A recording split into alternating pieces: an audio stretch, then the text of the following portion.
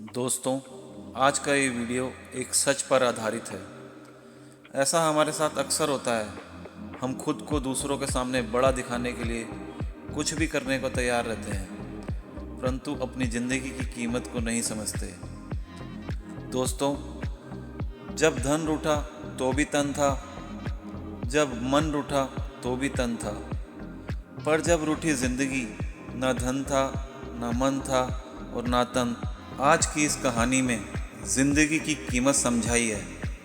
तो आइए बिना किसी देरी के शुरू करते हैं आज की कहानी, ज़िंदगी की कीमत। एक बार की बात है, गौतम बुद्ध अपने शिष्यों को ज़िंदगी से जुड़ी अच्छी बुरी चीज़ों का ज्ञान दे रहे थे। सभी शिष्य उनकी बातों को बहुत ध्यान से सुन रहे थे।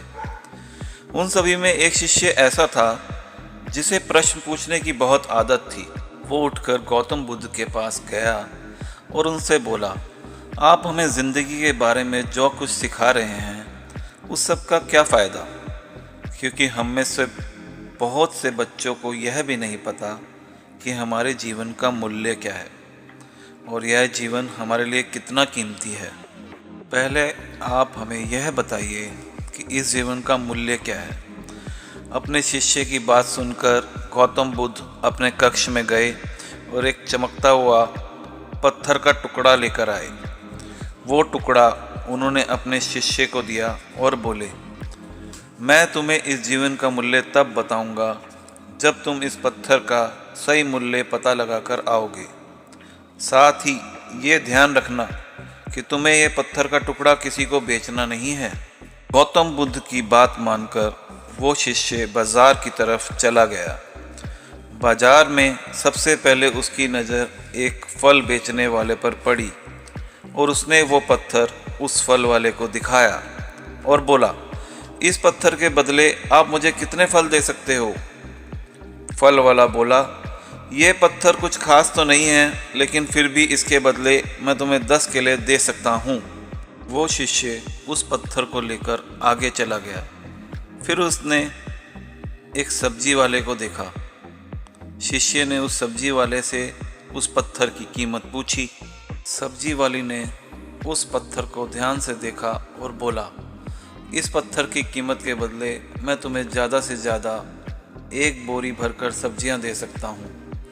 इसके बाद वो शिष्य उस पत्थर को लेकर एक सोने के व्यापारी के पास गया। उस पत्थर की टुकड़े की चमक देखते ही उस सुनार ने उसकी कीमत 100 सोने के सिक्के लगाई।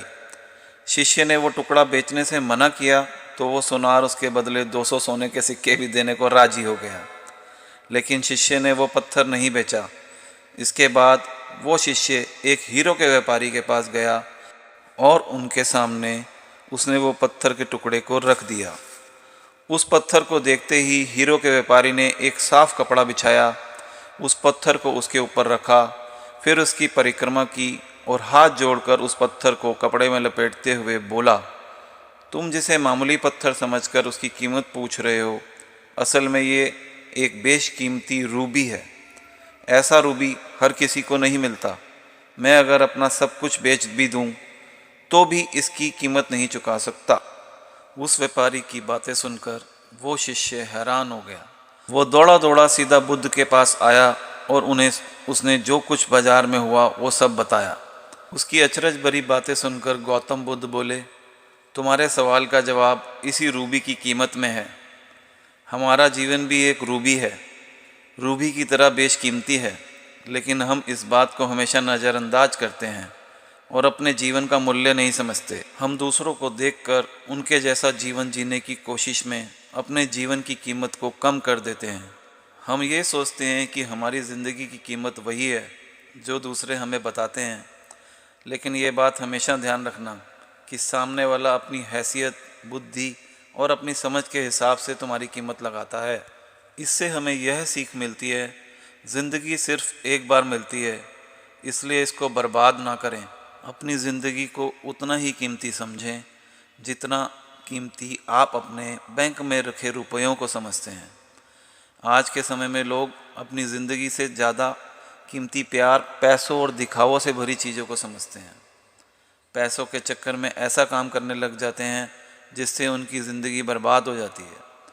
नाम कमाने के चक्कर में उल्टे सीधे काम करने लगते हैं। हमेशा याद रखें कि दिखावा करना ज़रूरी नहीं है। प्यार दोबारा मिल सकता है, पैसा फिर कमाया जा सकता है, लेकिन ज़िंदगी को फिर से नहीं पाया जा सकता। इसलिए अपनी इस बेशकीमती ज़िंदगी को अच्छे से जिएं, हर पल का आनंद लें। कभी ये ना सोचें कि आप इस दुनिया में किसी काम के नहीं हैं, ना कभी ये सोचें कि आपकी ज़िंदगी व्यर्थ है।